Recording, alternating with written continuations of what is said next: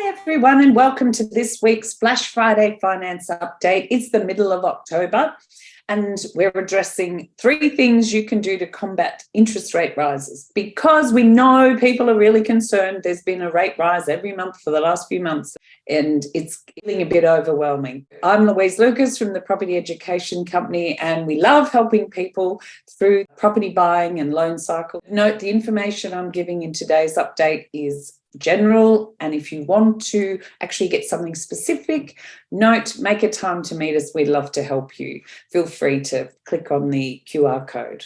Here's the team. We've got to welcome the lovely new Mary Curtis, who's in property development.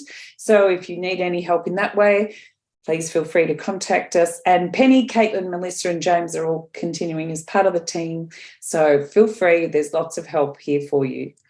First up, let's review your rates. Now, we try and do this constantly for you. Claudia is in the background always reviewing and pricing and repricing people's rates and helping. But if you're concerned, and we might not have got to you for a few months because it's moving pretty fast at the moment and it can be hard, and you'd like us to review, please just give us a call or email and we will always have a look for you and see what we can do and advise whether it might be worth your while actually refinancing, because some of the banks at the moment are offering rebates, cash rebates to help you refinance, or just better rates in general.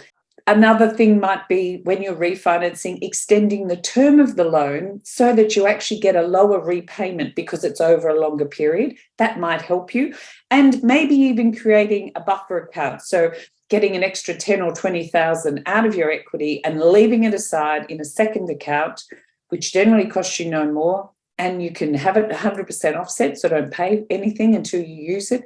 But just leaving that as a buffer for yourself can give you a lot of peace of mind. So I would highly recommend that.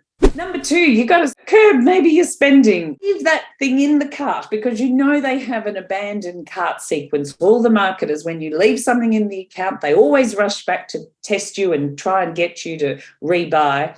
So always think, leave it in the cart for 24 hours. It often gets you a better discount at least. But you might not even really need it, and that can help you. Stop buying your daily coffee. I've saved a fortune not having coffee. It's been great, actually. Yes, it's hard getting used to no coffee, but you can do it. Recycle and think before spending, and don't spend money on things like lotto and other things. That's just a waste.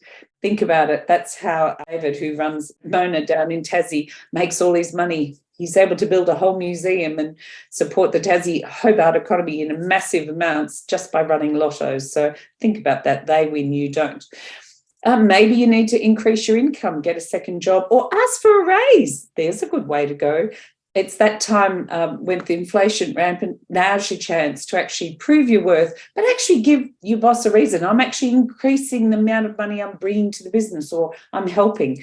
See what you can do and to justify your income. Finally, maybe if you're feeling really worried and desperate, don't sell your house. Maybe consider renting it out and going to live with a family or friend, because it can be so much harder than getting out of a home and never being in the market. You're so much better off maybe hanging on as best you can and maybe renting it out or renting a room, put some on Airbnb. Heaps of people have done that successfully and made lots of money. So there's lots of things to think about. But if you need some assistance and want some support, don't hesitate to call us.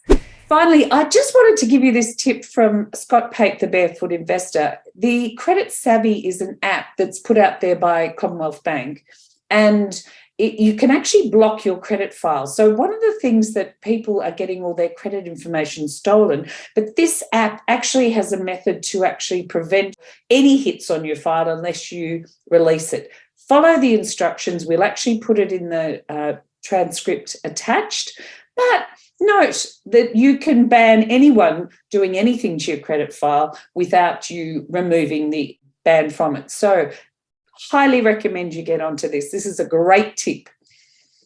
And finally, ask yourself this really great question. Aside from my thoughts, am I okay? It's a great question to recalibrate when you're worried about things, from James Clear, the author of Atomic Habits, which I think is a great way to finish up.